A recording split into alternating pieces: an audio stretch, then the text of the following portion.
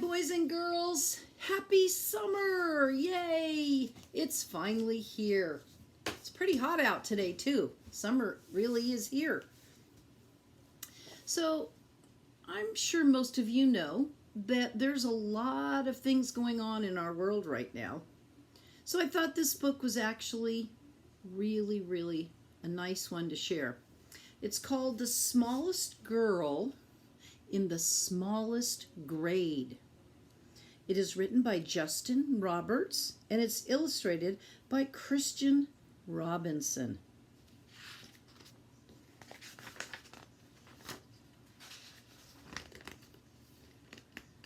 This would be a nice one, by the way, to share with Mom and Dad, because I think that you guys could actually talk about it afterwards. Hardly anyone noticed young Sally McCabe. Can you spot her? There. She was the smallest girl in the smallest grade.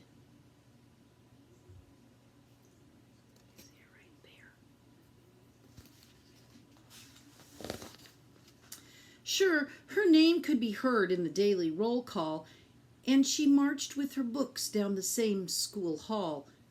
But hardly anyone noticed young Sally McCabe. And they certainly didn't know, or at least didn't mention, that Sally was paying super extra special attention.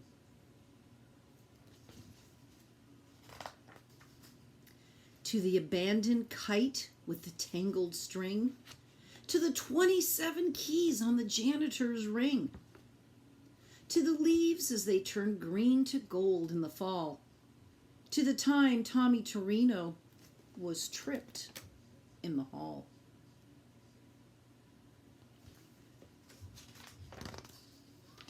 She watched as the wildflowers tipped toward the light and heard the howl of a hound dog late one night.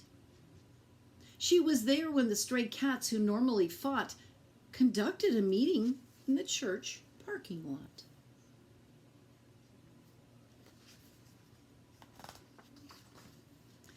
She saw Kevin McCune get pushed off a slide and the oncoming tears that he wanted to hide.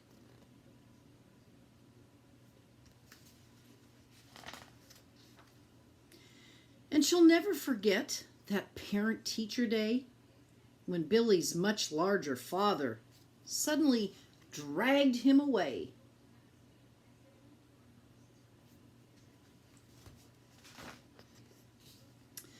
But through all the mean words and all the cold stares, no one even noticed that Sally was there.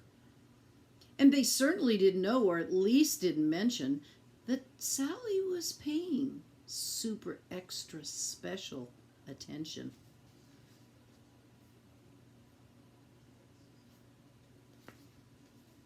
Can you see? Look, she's telling him, no, you can't come on here.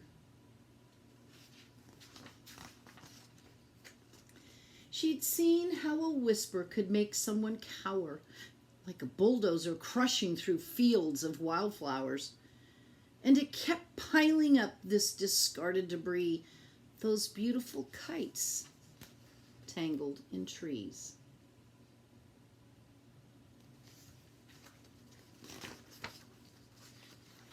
So, on February 3rd at 11:29, Sally stepped straight out of the lunch line.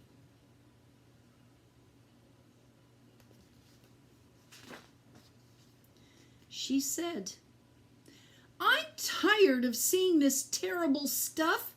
Stop hurting each other. This is enough."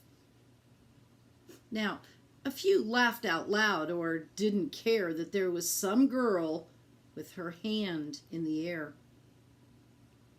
But then something super extra special happened that day as Howard O. Henry suddenly set down his tray.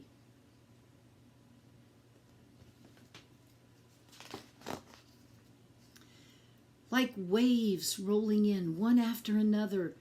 First Molly rose up, then Michael's twin brother. It was Tyrone and Terence, then Amanda and Paul, who pushed out their chairs and stretched their arms tall. From the friendly lunch lady with the dishes she carted to that new third-grade teacher who had only recently started. Yes, everyone there, even Principal Claire, had joined little Sally with their fingers in the air. I think that's her down here.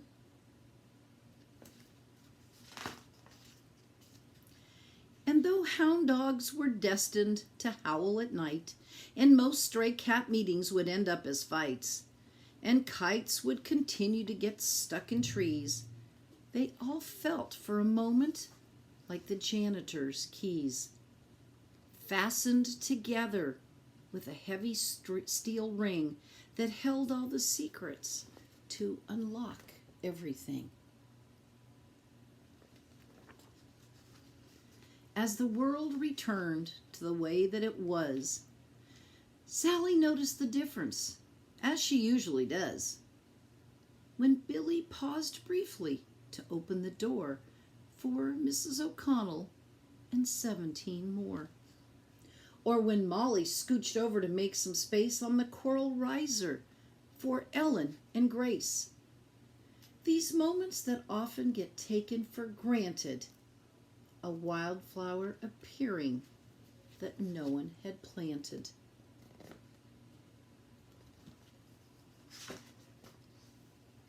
The swings soon resumed their rhythm and sway, and day turned to night, and night turned to day. People remembered and would quite often mention that Sally had been paying super extra special attention, and how the world could transform and a change could be made by the smallest girl in the smallest grade. So boys and girls, think about that. If you've ever been afraid to speak up about something because you're worried about what maybe someone might say, be brave, be strong. If you feel strongly about something, stand up for it. Whether you're the smallest girl in the smallest grade or the biggest kid in the smallest grade, it doesn't matter. If you feel strongly about something, start something. I hope you're doing good, having a great summer. I'll be back in about probably 2 weeks and have another news story for you. Hope you are enjoying summer and this nice warm weather. Miss seeing you, and hopefully I'll see you soon. Bye.